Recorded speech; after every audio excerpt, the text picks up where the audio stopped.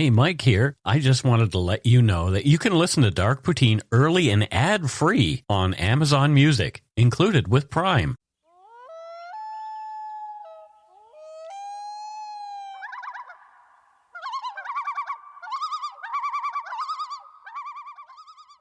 Welcome back to Dark Poutine. I am Mike Brown here in Langley, British Columbia, and at his home in Vancouver is my good friend Matthew Stockton. Hello, Matthew. Hello, Mike. How are you, everybody? We're doing a bit of a different show format today, so you won't hear ads in the middle of the show for reasons that you will understand, I'm sure, as the show flows. And Matthew, you say you're not going to cut in as much. No, I think there's a lot that needs to be covered in this episode, and we're going to talk a lot about many victims to tell their story a little bit. And I think this story is such a big part of our history here in Canada that I just feel like the facts just need the breathing space from what you've written, if you know what I mean. Yeah. And I mean, anyone who's listening who's our age or older and is Canadian, maybe around the world, but specifically Canadian, I think only we understand how absolutely massive this was and how it changed Canada. Right. So yeah, it's a big story. Okay, let's move on. The views, information, and opinions expressed during the Dark Poutine podcast are solely those of the producer and do not necessarily represent those of Curious Cast, its affiliate Global News, nor its parent company, Chorus Entertainment. Dark Poutine is not for the faint of heart or squeamish. Our content is often intense and some listeners may find it disturbing. We are not experts on the topics we present, nor are we journalists. We are ordinary Canadian schmucks chatting about crime and the dark side of history. Let's get to it. Put on your toque, grab yourself a double-double and a Nanaimo bar. It's time to scarf down some Dark Poutine. You are responsible for obtaining and maintaining at your own cost all equipment needed to listen to Dark Poutine. Dark Poutine can be addictive. Side effects may include, but not be limited to, pausing and questioning the system, elevated heart rate, pondering humanity, odd looks from colleagues as you laugh out loud at work, family members not into true crime worrying about you. Positive side effects may include some perspectives and opinions that you disagree with, as well as some wokeness and empathy. If you don't think Dark Poutine is for you, consult your doctor immediately.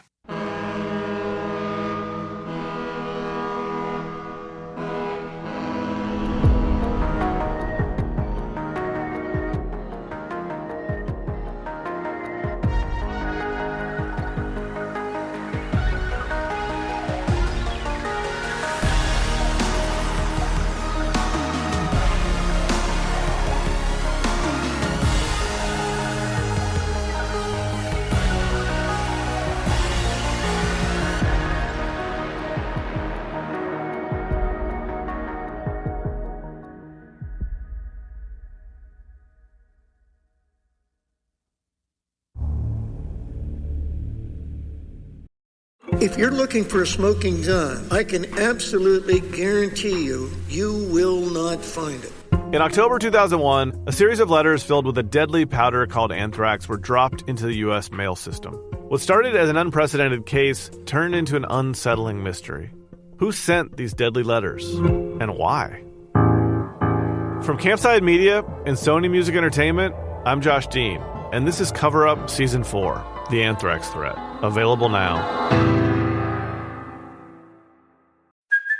Hey, it's Kaylee Cuoco for Priceline. Ready to go to your happy place for a happy price? Well, why didn't you say so? Just download the Priceline app right now and save up to 60% on hotels. So whether it's Cousin Kevin's Kazoo Concert in Kansas City, go Kevin, or Becky's Bachelorette Bash in Bermuda, you never have to miss a trip ever again. So download the Priceline app today. Your savings are waiting. Go to your happy place for a happy price. Go to your happy price, Priceline.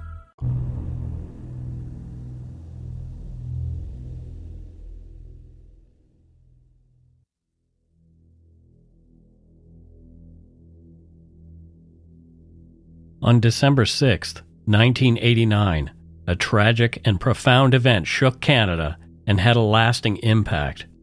That evening, a gunman entered the École Polytechnique in Montreal, an engineering school affiliated with the University of Montreal. The act of violence that followed was specifically targeted against women. marking it as a horrific instance of gender-based violence. The attacker, motivated by his hatred for feminists, whom he blamed for his personal and professional failures, embarked on a rampage through the school. The consequences were devastating. In less than 20 minutes, 14 young women lost their lives. They were Anne-Marie Edward, Sonia Pelletier, Geneviève Bergeron, Maryse Leclair, Barbara Daigneault, Maud Haviernick, Michèle Richard, Anne-Marie Lemay, Annie Turcotte, Hélène Colgan, Nathalie Croteau, Annie St-Arneault, Maryse Laganière, and Barbara Klucznik-Widajewicz. 10 more women and 4 men were injured before the cowardly gunman ended his own life. The event, later known as the École Polytechnique Massacre or the Montreal Massacre, left a deep scar on Canadian society. It led to increased awareness and action against gender-based violence, prompting changes in gun control laws and police procedures. The date, December 6, was subsequently declared the National Day of Remembrance and Action on Violence Against Women in Canada, serving as a somber reminder of the need to combat gender-based violence and discrimination. This is Dark Poutine episode 296, Extreme Misogyny, the Montreal Massacre.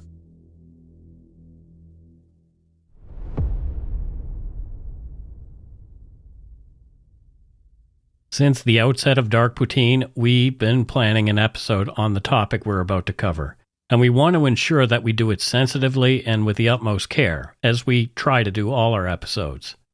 In this episode specifically, we reflect on one of Canada's darkest moments. We revisit the haunting legacy of the École Polytechnique Massacre, a poignant reminder of the ongoing struggle against gender-based violence.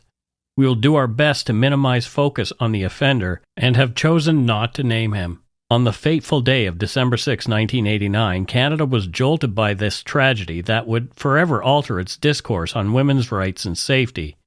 As we approach yet another anniversary of this harrowing event, we delve into how the shadows of that day continue to influence our society, policies, and collective consciousness.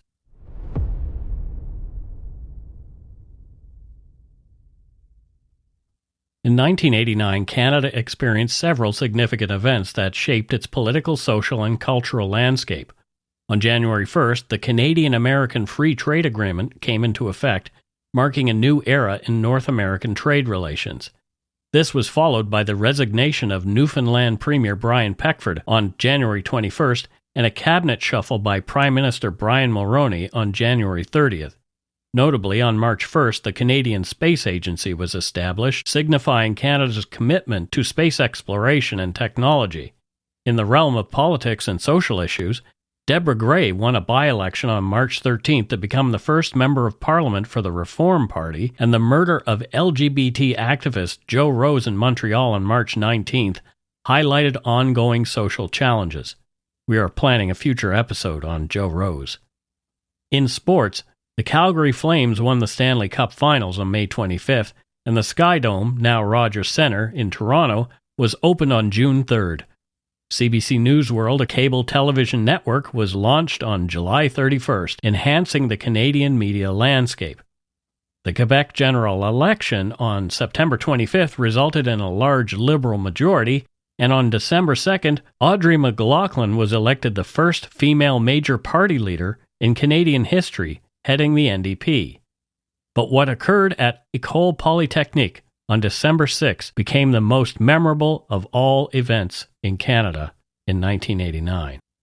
According to their website, Polytechnique Montreal is a flagship of engineering in Quebec and is also one of Canada's leading engineering, educational, and research institutions. Since its establishment in 1873, Polytechnique Montreal has trained nearly 50,000 engineers, specialists, and researchers. Polytechnique is a key player in Quebec's engineering and innovation sector, in addition to being a partner of choice for a number of innovative businesses in Quebec, elsewhere in Canada, and all over the world. In 1989, École Polytechnique in Montreal stood as a prominent and respected institution renowned for its academic excellence, particularly in the engineering field. As an affiliate of the University of Montreal, it was one of Canada's leading engineering schools, attracting diverse students from across the country and beyond. The school's environment reflected the broader technological and educational advancements of the late 1980s, with a growing emphasis on research and innovation. According to the engineerscanada.ca site, quote, "Today women make up more than half of the Canadian population, but are significantly underrepresented in engineering education and in the engineering profession. Over the past decades, the number of women enrolled in post-secondary engineering programs has risen, as has the number of women in the engineering profession. Yet, despite steady increases in the representation of women, men still vastly outnumber women in engineering." End quote. In a 2020 report by the same organization, in 2019, the number of female members in the engineering field reached 42,305, accounting for 13.9% of the overall national membership. This marks a rise from the 13.5% representation seen in 2018. Between these 2 years, there was a growth of 1,781 in the number of women who were members of the engineering profession. So there's still a long way to go before there is gender parity in engineering. In 1989, the representation of women in engineering fields in Canada, specifically in civil, mechanical, electrical, and chemical engineering, was approximately 5.5%, according to StatsCan. Despite its prestige and progressiveness in many areas, the École Polytechnique in 1989 also mirrored some of the societal challenges of the time, particularly concerning gender representation in STEM, science, technology, engineering, and mathematics fields. The gender disparity was a point of both discussion and contention, reflecting on the broader societal debates about gender equality and women's roles in the professional and academic spheres. The tragedy that struck the institution on December 6, 1989, brought these issues into sharp focus, highlighting the urgent need for societal change regarding gender-based violence and equality. Classes at the school, with an enrollment of around 5,000, were wrapping up for the semester. Though the afternoon was chilly and damp, many students were in high spirits as they looked forward to their Christmas break to take a well-earned breather before returning to class in 1990 and a new decade. Situated on the northern side of Mount Royal, it was Canada's largest engineering school at the time. The school's facilities, including classrooms and offices, were in a 6-story beige brick building. People later recalled first seeing the gunman at the school on that afternoon in the room of the school registrar on the first floor sometime between 4 and 4:20 p.m. He sat on the bench in the room's entrance, close to the door. His presence was notable as, in this spot, he was obstructing the entrance to the department, a place frequented by a high volume of student traffic. The way he was seated made it challenging for others to get into the room. Repeatedly, he was observed rummaging in a green plastic bag beside him, seeming to make sure he was concealing its contents. He was dressed unremarkably in a pair of blue jeans and wearing a pair of Kodiak boots and a hat. He didn't say a word or interact with anyone around him. Similarly, no students engaged him in conversation. An employee at the counter inquired if he needed assistance. The man did not reply, answering the question with only a blank look, but not making eye contact. Eventually, he simply got up and left. He was spotted again at 4:45 p.m. in the corridor on the 3rd floor. He had propped himself against a wall, clutching that black plastic bag containing a lengthy item and a smaller white plastic bag. The next time he was spotted was at 5:10 p.m. in a corridor on the 2nd floor as he moved toward a classroom, C230.4. Moments later, when he burst through the unlocked door to the classroom, he had his rifle, a Sturm Ruger brand Mini 14 model .223 caliber with a 30-round magazine attached, in his hands. Professors Yvonne Bouchard and Adrienne Cerna, who were used to students arriving late, didn't even notice the gunman initially. The gunman approached a student giving a presentation at the front of the room, yelling in French, "Everyone stop everything." He raised his rifle, pointing it toward the ceiling, and fired a single shot to get everyone's attention. He then said ominously, quote, "Separate. The girls on the left and the guys on the right." End quote. Initially, there was no response to his command. He then repeated his directive more sternly, causing the students to split up, though in their unease, the males and females inadvertently grouped together. Once separated, he instructed the men to leave and the women to stay. He said, quote, "Okay, the guys leave, the girls stay there." End quote. He pointed toward the door on the right side of the room for the male students and to the left corner of the room for the females. Mistaking this for a prank and believing the gun was loaded with blanks, the students didn't really react with alarm. Meanwhile, the gunman approached the 9 girls huddled at the back with no way out. He questioned them about their understanding of their situation. He asked, quote, "Do you know why you're there?" End quote. One of the young women, Nathalie Provost, answered, "No," to which the gunman replied, "I am fighting feminism." Nathalie Provost then added, "We're not feminists. I have never fought against men." The gunman answered the young woman's statement by opening fire on the group of 9 women, strafing his rifle left to right. A coroner's report indicates that the man shot approximately 30 rounds in the classroom, hitting all 9 women, 6 of whom were fatalities. Nathalie Provost was hit 3 times but survived her wounds. More on Nathalie later. The 6 women murdered in room C230.4 were all mechanical engineering students. They were Annie St-Arneault, 23, Hélène Colgan, 23, Nathalie Croteau, 23, Barbara Daigneault, 22, Anne-Marie Lemay, 22, and Sonia Pelletier, who was 28 at the time. While several of the classmates in the hallway ran to seek help, the remaining males who'd been ordered from the room waited outside, terrified, listening to the gunshots and screams of their fellow students. After the shooting stopped, the gunman nonchalantly came out of the door into the corridor, pointing his weapon at the waiting male students as a warning. He didn't fire. The gunman, however, continued his violent spree in the hallway. He first shot at students in a photocopier room, injuring a male and a female student. As he moved closer, he wounded another. The man then attempted to shoot a female student in room C228, but his gun didn't fire. The man made his way into an emergency stairwell, presumably to fix his firearm. A male student using the stairwell came face to face with the gunman, even bumping into him. The student heard him say, "Oh shit, I'm out of bullets." But it didn't register at first what was happening. He didn't see the gun initially. After the student exited the stairwell, he saw 3 people lying on the floor bleeding in the copier room. The student turned back toward the man in the stairwell, and that's when he noticed the man had a gun, which he had just finished reloading. The man raised his rifle, and the student fled, taking the nearby escalator down to the cafeteria on the first floor. As he fled, the student heard a gunshot behind him. He was unclear whether the gunman was firing on him. Regardless, he was not physically harmed. The first 911 call came at 5:12 p.m., 2 minutes after the whole thing began. It was from a student. Over the next 3 minutes, the student told the operator that there was a gunman at the school, that the male and female students had been separated in one classroom, and the females had been shot.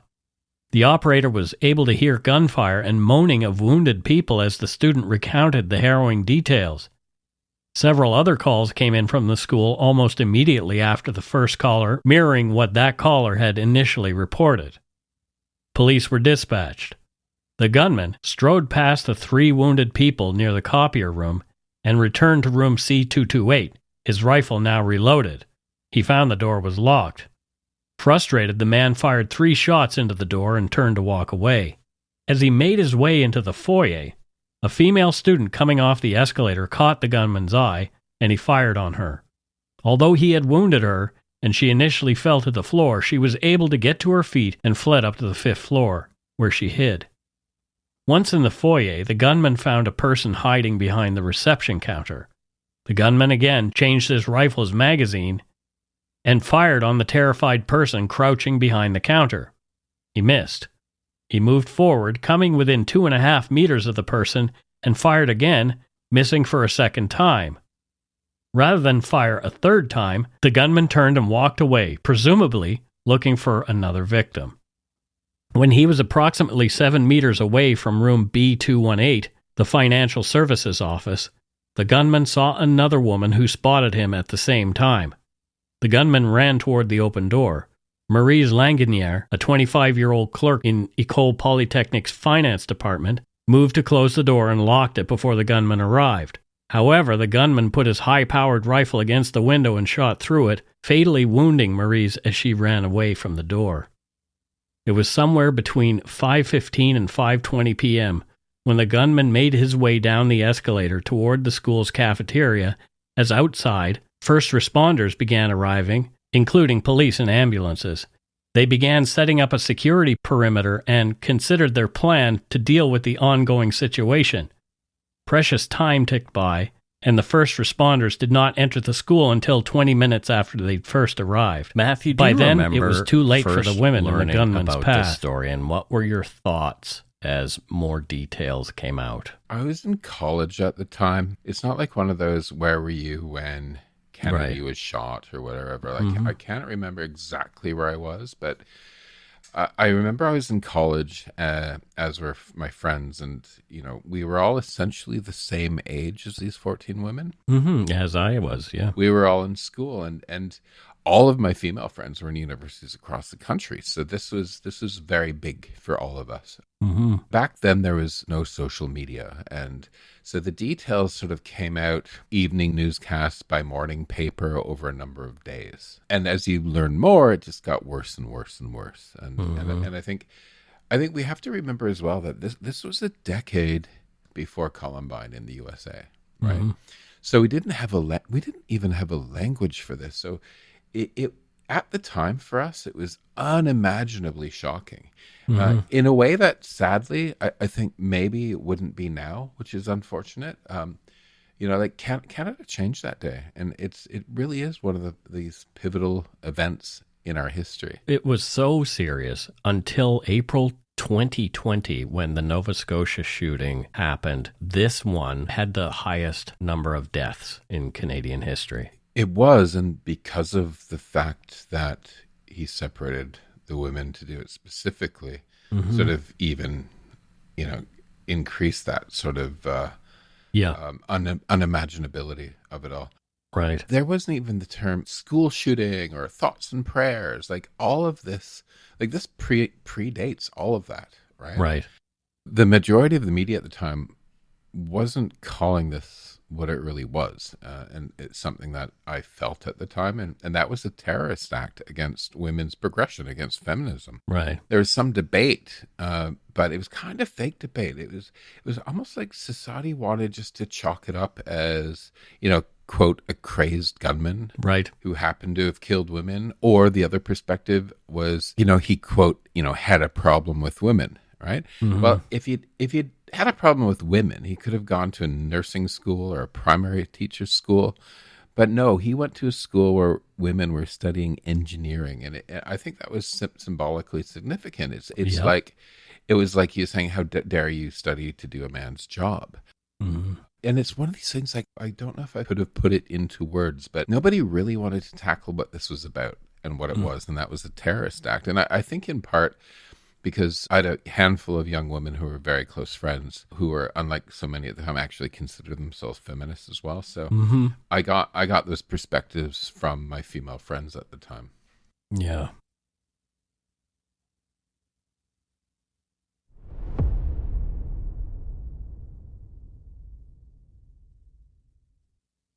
The shooting had started in another part of the school, but a fleeing survivor running through the cafeteria explained quickly what had happened, and almost all of the 100 students who'd been in the room at the time had fled.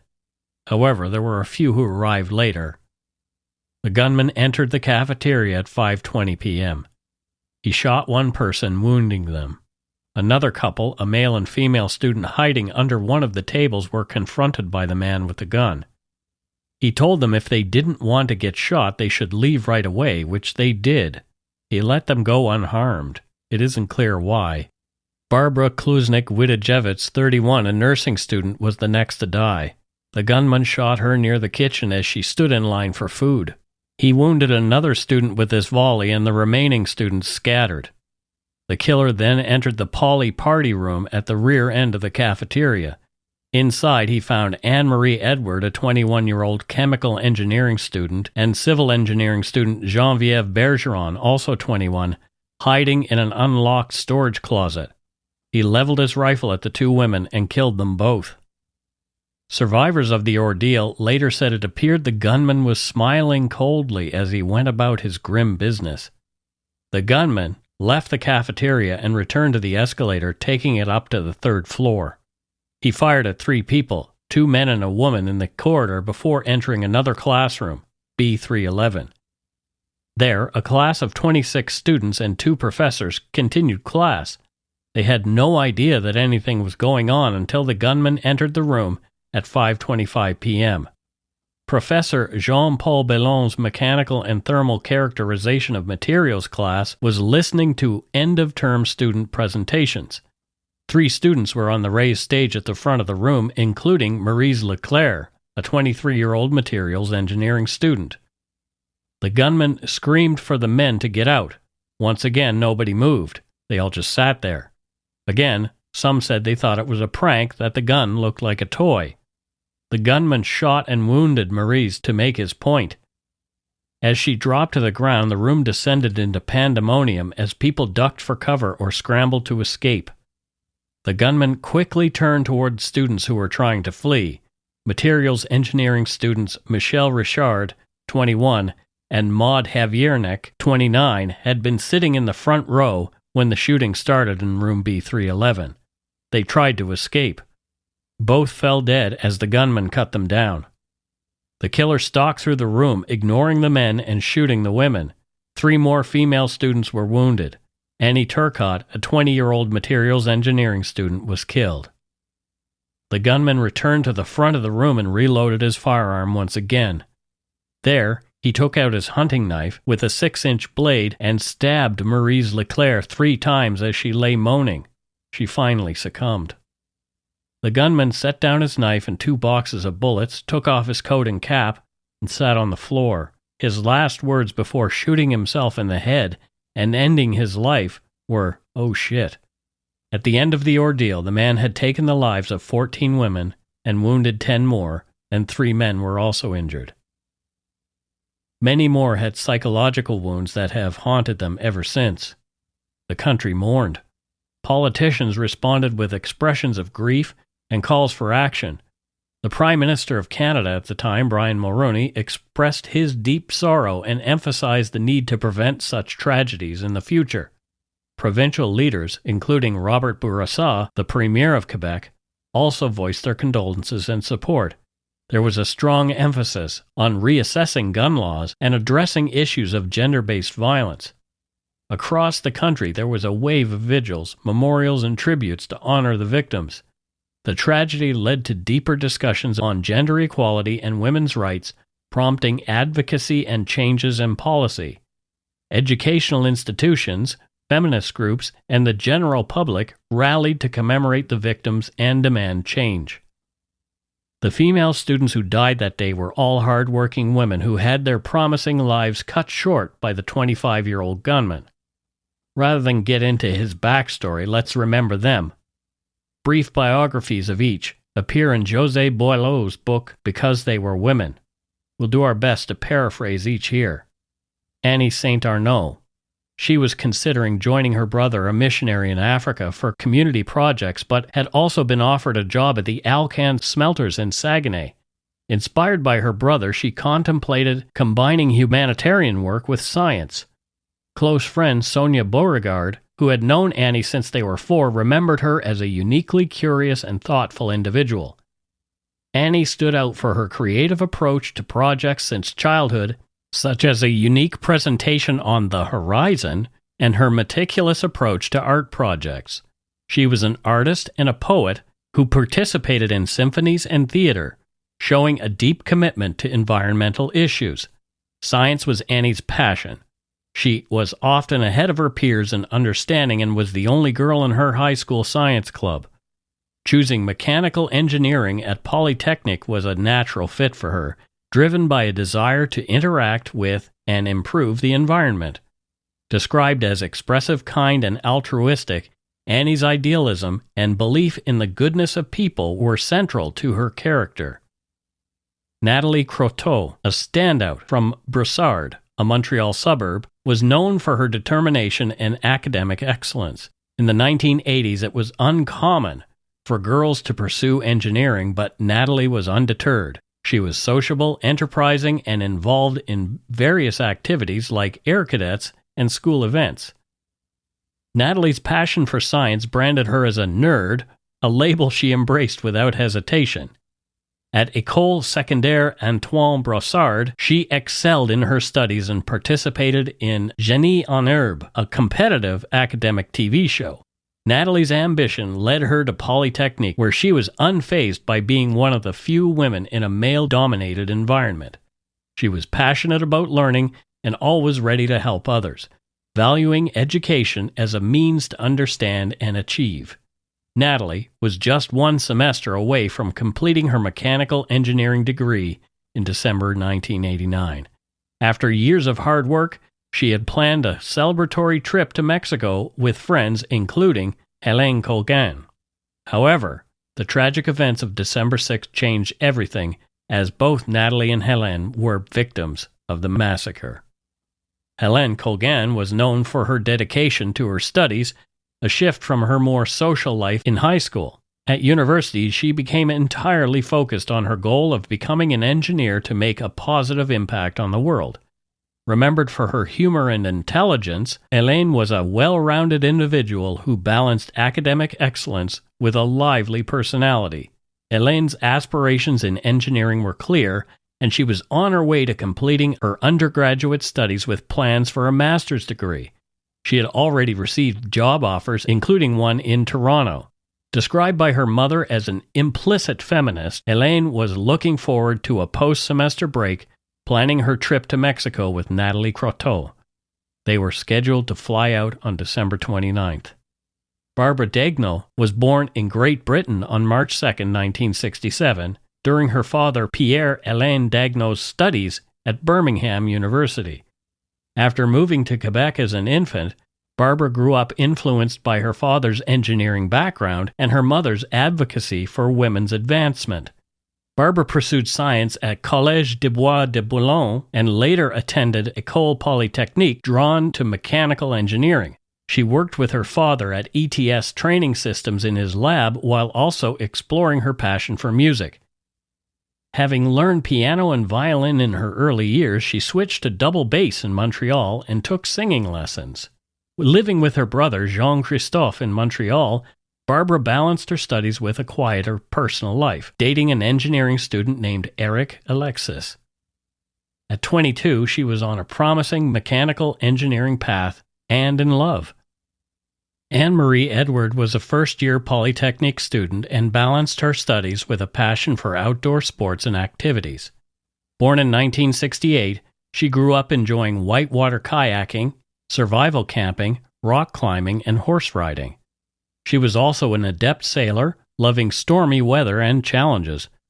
Anne-Marie shared a close bond with her brother Jim, her partner in numerous adventures. She was multilingual, speaking French, English, and Spanish, and learning German for a student exchange. At John Abbott College, Anne-Marie engaged in various extracurricular activities like kayaking, mountaineering, and soccer, while also volunteering with disabled youth. She was musically talented, playing piano and guitar, and even designed and sewed her own dress. Anne-Marie began at École Polytechnique, focusing on chemical engineering, inspired by her summer jobs at Monsanto, Canada. Her birthday that October was a celebration of a life full of promise and adventure. Promise unfulfilled. Geneviève Bergeron, a bright and charismatic student, attended a Montreal arts-focused public school with her sister Catherine. She excelled in both the arts and academics, as well as in clarinet and singing. However, Geneviève chose to pursue sciences, particularly engineering, for its stability despite her artistic inclinations and achievements. She enrolled in science at Collège des Bois de Boulogne, diverging from her sister's path for the first time. Later, she was accepted into Polytechnique, initially focusing on civil engineering before switching to mechanical engineering.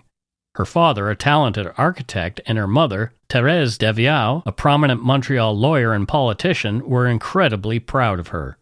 For Geneviève, who grew up in a family supporting women breaking barriers, the male-dominated engineering world was not a deterrent. In December 1989, at 21, Geneviève was a dedicated student sharing an apartment with her best friend Miriam.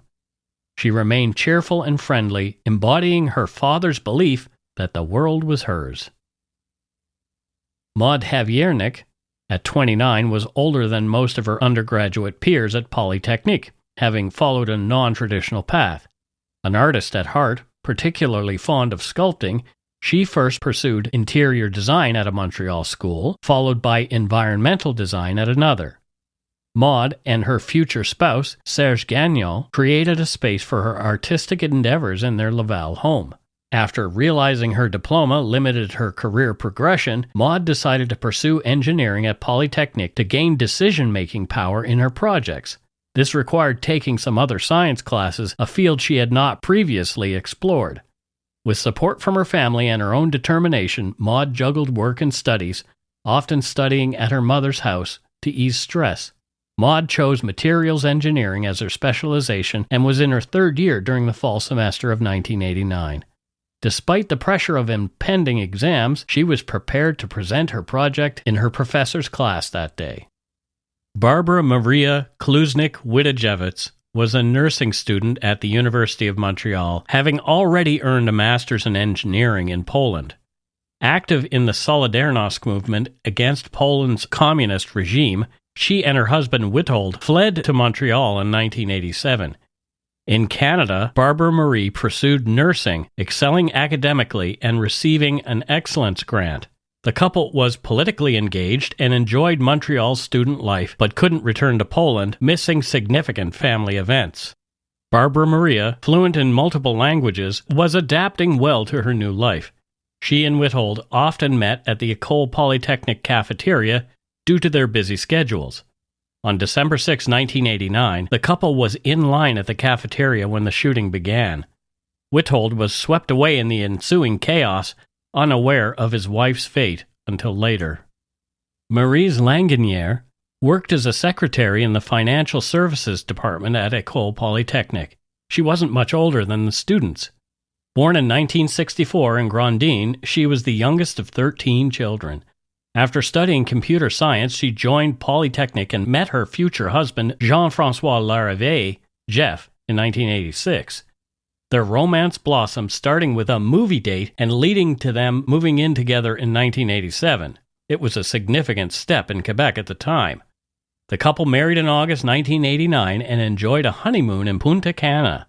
Known for her expressive smile and ability to communicate deeply with her husband, Maryse enjoyed needlework and decorating their home. The couple hoped to start a family, and tragically, at the time of her death, Maryse had told Jeff she thought she was pregnant. Maryse Leclair, known for her rebellious nature and determination, grew up resisting classic gender norms. Interested in space and exploration from a young age, she showcased strong leadership skills in the Girl Guides program. After leaving a strict high school due to its uniform and discipline, Maryse attended a more progressive school in Laval, embracing the British punk and Montreal new wave scenes. Maryse, who enjoyed sewing and creating her own clothes, also excelled in sports like handball and skiing. Her adventurous spirit led her to a summer at a Canadian military training camp, which she left early due to its rigidity. Dissatisfied with her initial choice at an advertising school, she switched to materials engineering at Polytechnique.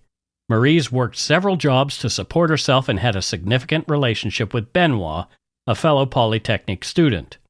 Known for her spontaneity and disregard for others' opinions, Maryse drove a graffiti-covered Honda Civic, reflecting her unique personality. She was eagerly preparing for a project presentation at school on the day of the tragic massacre. Anne-Marie Lemay's journey to engineering stemmed from her desire to aid people with disabilities, influenced by her experience helping a disabled friend. She grew up in Boucherville and chose Collège de Maisonneuve for her early studies. initially considering medicine but ultimately selecting engineering at Polytechnique due to her grades.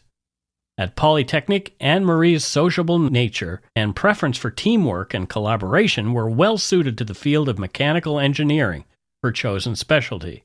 She also maintained her passion for singing, participating in a choir with friends, and being influenced by her father's involvement in the theater.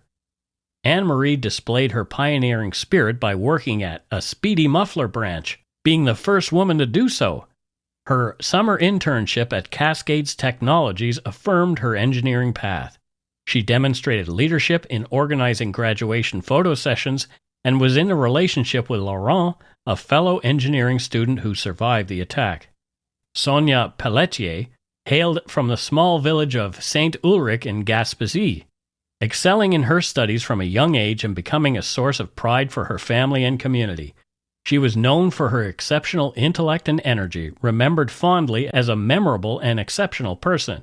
After obtaining a DEC in architectural technology in Rimouski, where she met her friend Sylvie Harrison, Sonia pursued additional classes to enroll at École Polytechnique. In Montreal, she lived with Sylvie and Danny, Sylvie's sister, focusing intensely on her studies in mechanical engineering. She received an Excellence Award from Polytechnique and was known for her cooking skills, particularly enjoying making homemade pasta. Sonia's dedication to her studies led her to the end of her final semester with her last classes concluding on December 5, 1989. With a job already secured, her graduation was imminent. Out of respect for her classmates, she attended the final presentations on December 6, 1989 in classroom C230.4, where she was among the 9 women who were shot in that room. Michèle Richard from Lac Mégantic was renowned for her impactful contributions, notably co-founding Maison des Jeunes de Mégantic. Known for her leadership and musical talents, she played trumpet in the Cadets Corps and participated in a significant student exchange to Alberta, fostering strong bonds with friends there. After moving to Montreal in the mid-1980s, Michèle remained closely connected to her roots in Lac Mégantic, frequently returning and contemplating buying land there. Cherished by family and friends for her warmth and zest for life, she pursued engineering with determination, enrolling in the metallurgical engineering program at Polytechnique. In a serious relationship with Stéphane since 1986, Michèle was known for her adaptability and deep love, which was evident when she joined him on a fishing trip to Baie James. Tragically, at 21, Michèle's promising life and plans for future engagement were abruptly ended, leaving a legacy of warmth, intelligence, and a passion for making a difference.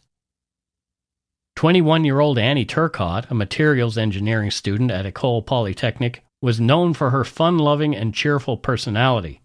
Living with her brother Christian in Montreal, she balanced her academic focus on nature and environment with a strong sense of community and unity, suggesting a potential for future in politics and diplomacy.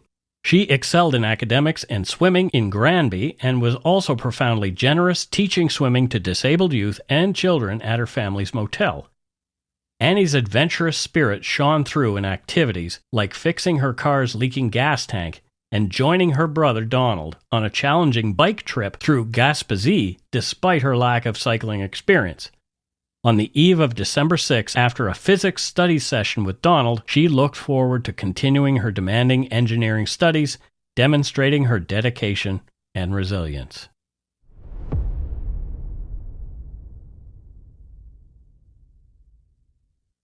I waffled on whether or not I should name the perpetrator in this case and weighed out the pros and cons of doing so. I did a bit of homework on this.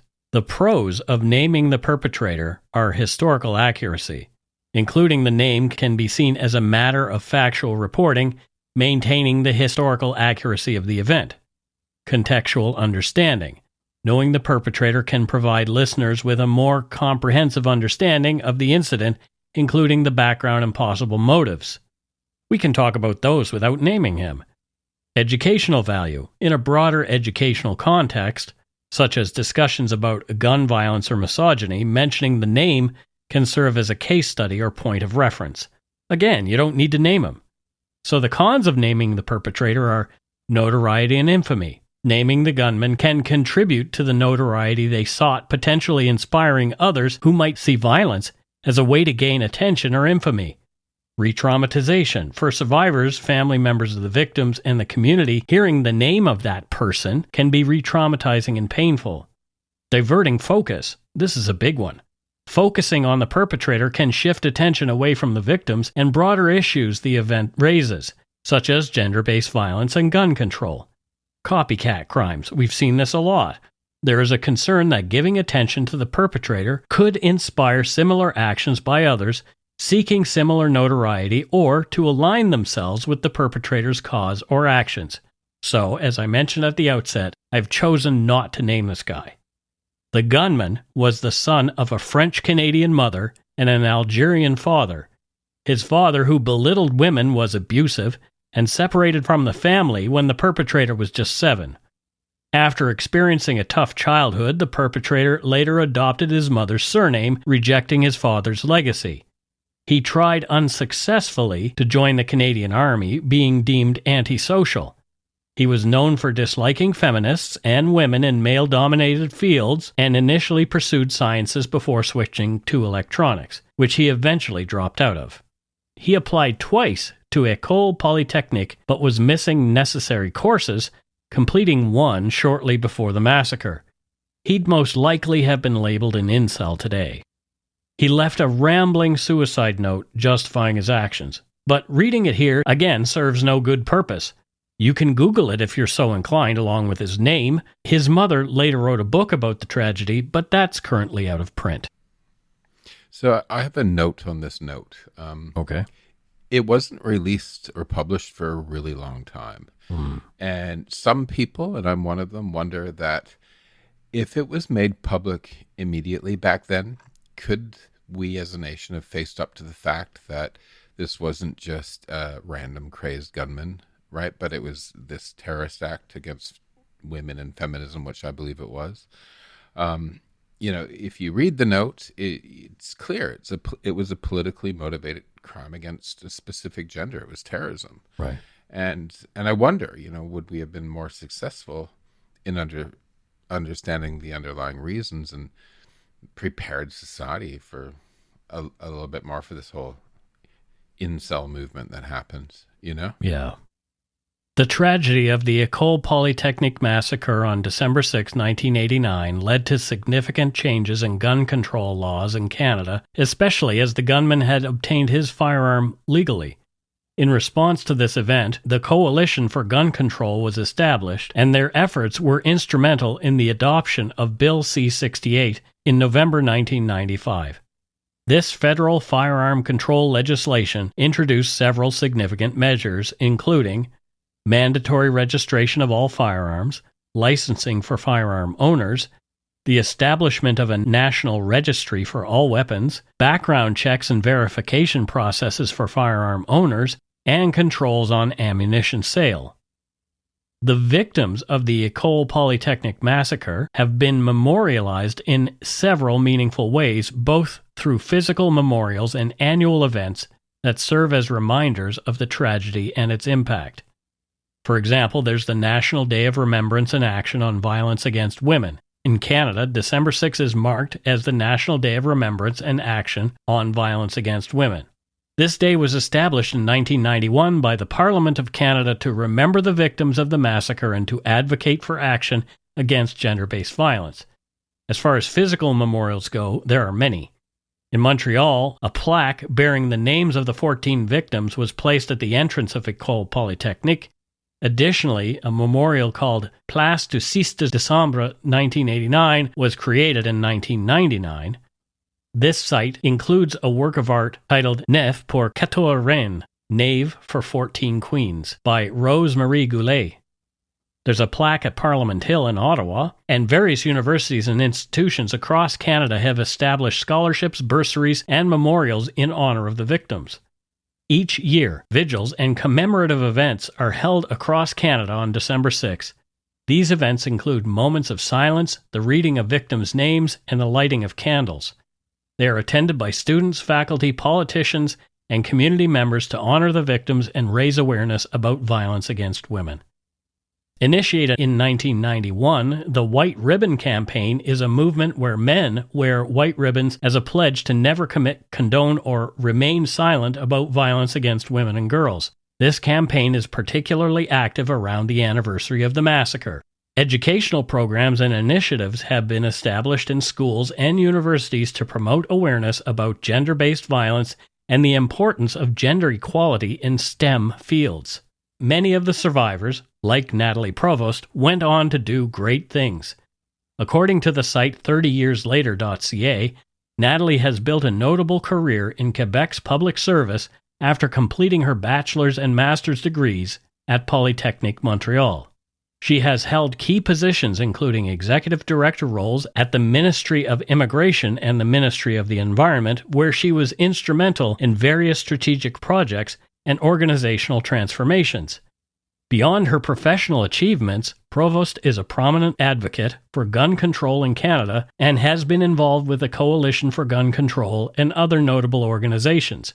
Her experience as a survivor makes her a credible voice on the subject, and she actively uses media platforms to promote her convictions. Provost also supports the next generation of female engineers as the godmother of Polytechnic's Order of the White Rose Scholarship, an annual scholarship for excellence in engineering awarded to a female Canadian student who will pursue graduate studies in Canada or elsewhere in the world. Recognized for her bravery and resilience, she received Canada's Medal of Bravery and returned to Polytechnic just a month after the massacre to complete her studies. She was the first woman on Polytechnic's board of directors and balances her career with being a mother of four, exemplifying strength, determination, and ethics. That site, 30yearslater.ca, points out how Nathalie and many other survivors who were there that day are wonderful examples of potential realized. And that's it for Dark Poutine episode 296, Extreme Misogyny, the Montreal Massacre. So we'll have some ads here, and we'll lighten things up a little bit with some voicemails and some Patreon and Donut Money donor shoutouts.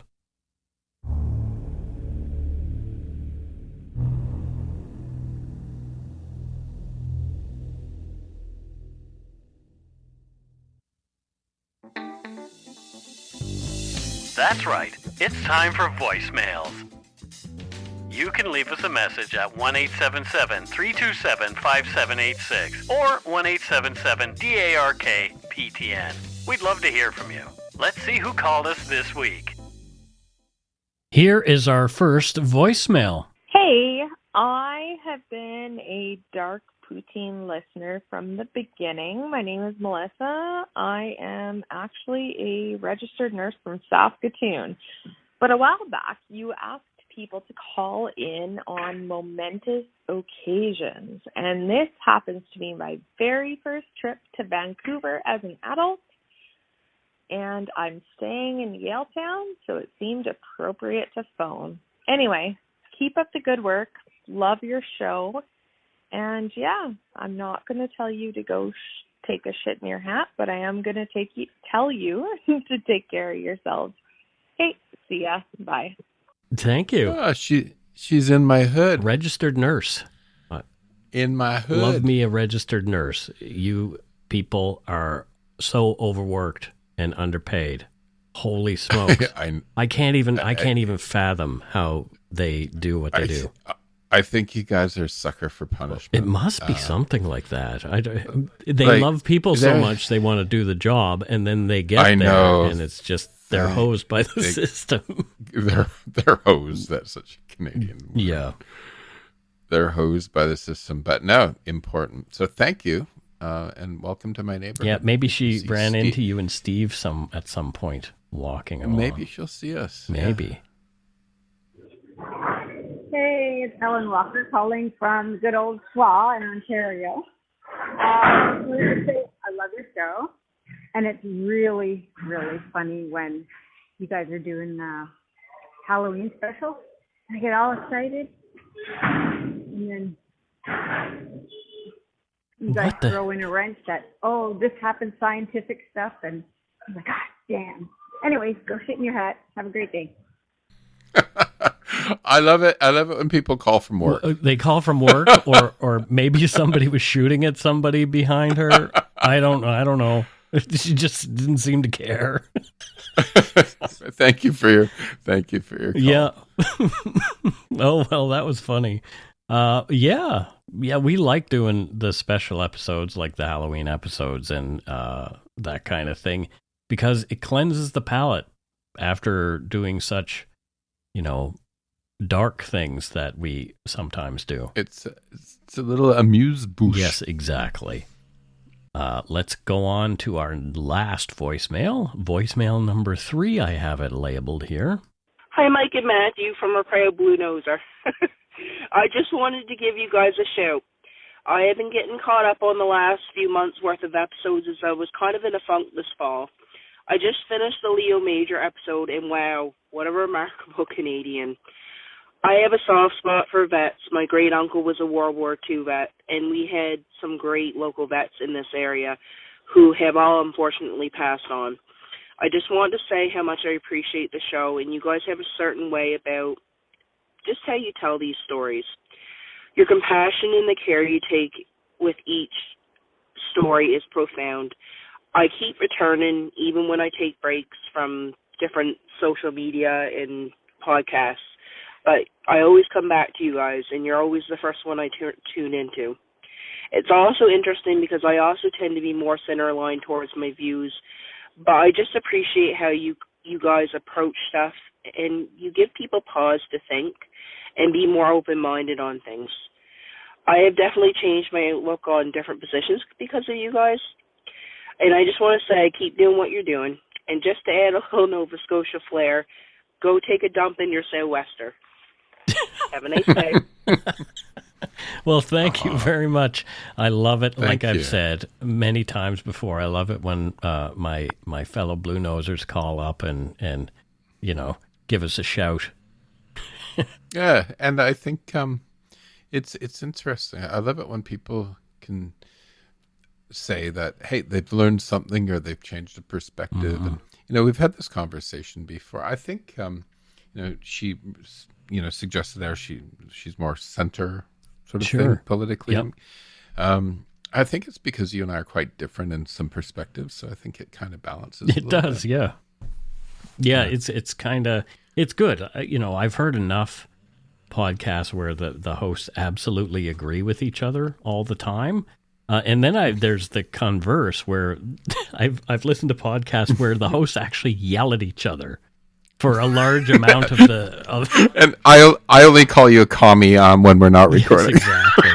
I am not a commie. I am in no way Pinko commie bastard. Yeah. No, I am not a communist. To me, you might as well be, Mike. Oh boy. Yeah, then your bar for communism is very low. But I love you anyway. The internet went out. What? Oh, you just froze for a sec. I love you anyway. Okay. Anyway, that's it for voicemails. That's it for this week's voicemails. Again, you can leave us one at 1-877-327-5786 or 1-877-DARK-PTN. We'd love to hear from you, even if it is just to say hi and to tell us to go shit in our hats. If you're stumped for what to chat with us about, a quick story is welcome. It's time for Donut Money Donors and Patreon shoutouts, and we don't have any patrons new this week. However, we do have a Donut Money donor shoutout, and it's from another podcast. It is Bernadette from the Murderific True Crime podcast, and she says, "Thank you for being one of the best podcasts out there." Well, Bernadette, I haven't listened to your show. I should probably go ahead and do it. But it looks like they have 8 seasons and 78 episodes worth of stuff. And they talk proper. Yeah, they talk about a lot of things. Holy smokes. Yeah, and they've had other podcasts doing crossovers and those kind of things. So fantastic. Murderific. Yeah. Check them out. I think I will give that a listen tonight. The Murderific True Crime Podcast, wherever you get your podcasts. Thanks, Bernadette. Thanks, Bernadette. Awesome. I wanted to call her Bernie, but I don't know if she's She may not. She may not. But Bernadette is in Lisbon Falls. Lisbon Falls, and it looks like Maine in the United States. And so what does Bernadette do there other than podcasting? Does she have any hobbies, or does she have a full-time gig? I am going to do the same one for everyone today. Okay. And I'm going to say Bernadette, as a woman, can do any job she wants to. She can. Any job. Yep. Any job. For the same amount of money as a man gets. Or more if you're more qualified. Exactly. Yeah. So I'm sticking with that today because I think it's relevant. Yeah. Thanks to all our patrons and Donut Money donors past and present for your generosity. It helps to keep the show going. You can become a patron of Dark Poutine at patreon.com/darkpoutine. For a one-time donation, you can send us donut money via PayPal using our email address, darkpoutinepodcast@gmail.com. If you don't already subscribe to the show, it would mean a lot if you did. You can easily find Dark Poutine on Apple Podcasts, Spotify, or wherever you listen to your favorite shows.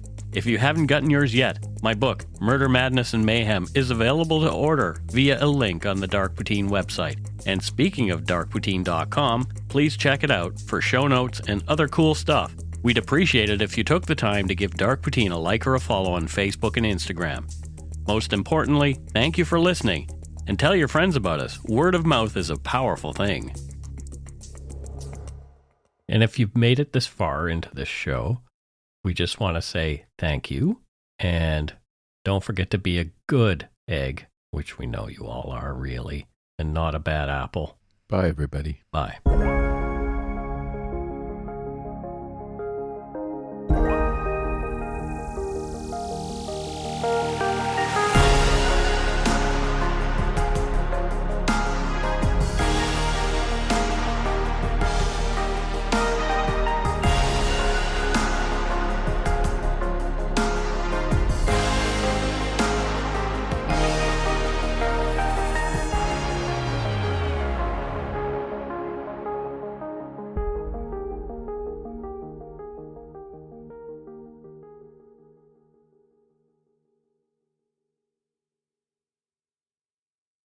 Hi, it's Shauna, and I might be a bad parent because my kids think French fries are vegetables. Hey, it's Ryan, and I might be a bad parent because I went out for wings when my wife was in the hospital after giving birth. Johnny here. I might be a bad parent because in my house, the tooth fairy gives pocket change. But we're not alone. Len emailed us and said his 6-year-old daughter's Tarzan moment going from love seat to lazy boy by curtains made him more proud than any dance recital. And Andy left his 2-year-old at the rink. All right, guys, I'm sure we're not alone. Like Andy's kid. For stories and confessions like this, make sure you check out our podcast. It's called Bad Parents, and it's available wherever you get your podcasts. I left a glove at the rink.